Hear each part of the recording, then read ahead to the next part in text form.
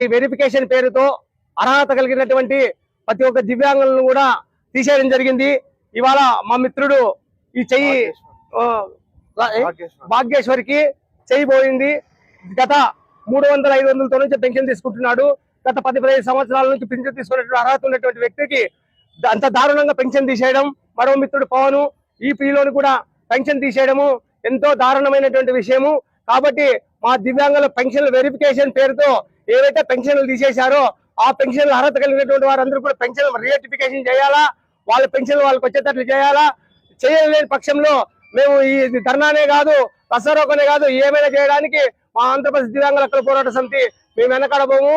మేము ఒకటే చెప్తున్నాం, శాంతియుతంగా ఇటువంటి వాళ్ళు మరి ఈ పిల్లవాడు మరి పూర్తి స్థాయిలో ఉన్నటువంటి వాళ్ళు ఎన్నుకున్నటువంటి సాయిబుల్ పిల్లవాడు, ఇటువంటి పిల్లవాళ్ళంతా కూడా దారుణంగా తీసేయడము, డాక్టర్ వెరిఫికేషన్ పేరుతో డాక్టర్లు లంచాలు తీసుకొని దొంగ సర్టిఫికెట్లు ఇవ్వడం వల్లే ఈ రోజు రాష్ట్ర ప్రభుత్వం వెరిఫికేషన్ కోరింది.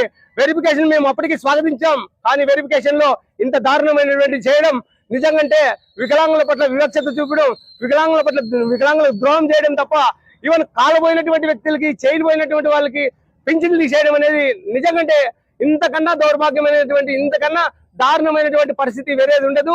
దయచేసి మేము రాష్ట్ర ప్రభుత్వానికి కానీ అధికారులకు కానీ మేము డాక్టర్లు కానీ ఒకటే రిక్వెస్ట్ చేస్తున్నాం. మేము పుట్టుకతోనే వికలాంగులుగా పుట్టాం, దేవుడే మాకు తక్కువ చూశాడు. ఏదో ప్రభుత్వ యంత్రాంగాలు మాకు ఇంతవరకు అన్ని ప్రభుత్వాలు మాకు సహకరించాయి. ఇవాళ మాకు వచ్చేసి మా పింఛన్లు తీసేసి మా కడుపు కొడుతున్నారు. మా వాళ్ళు ఇదే పాపం ఏదో ఒక 6,000 వస్తే దాంట్లో 1,000 రూపాయలు తడి పెట్టుకుని 5,000 రూపాయలు సంసారాలు జరుపుకున్నటువంటి వాళ్ళు ఇవ్వదు, కరెంటు బిల్లు కట్టుకోలేరు. ఏది అసలుకి ఇంట్లో సంసారం కూడా ఈ ఆత్మహత్యకు పాల్పడే స్థితికి వస్తున్నారు. మేము రిక్వెస్ట్ చేస్తున్నాం మా వికలాంగ సోదరులందరికీ, దయచేసి మీరు ఎవరు కూడా ఆత్మహత్యలు పాల్పడదండి. మీకు న్యాయం జరుగుతుంది, మీకు న్యాయం చేస్తాం. దయచేసి మా దివ్యాంగులకు మాత్రం అన్యాయం చేయడం అనేది నిజంగా దారుణమైనటువంటి విషయం. ఇంతకన్నా దారుణము, ఇంతకన్నా అన్యాయం చేయడం అనేది ఎక్కడ ఉండదు.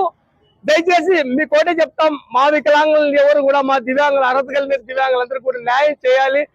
ఎలక్ట్రికల్ మీడియా సోదరులందరూ కూడా మీ దయ వల్ల, మీరు మీ సహకారం వల్ల మాకు సాయం చేస్తారని మీకు చేతులెత్తి వేడుకుంటున్నాం సార్. మాకు దయచేసి మా దివ్యాంగులకి న్యాయం చేయండి.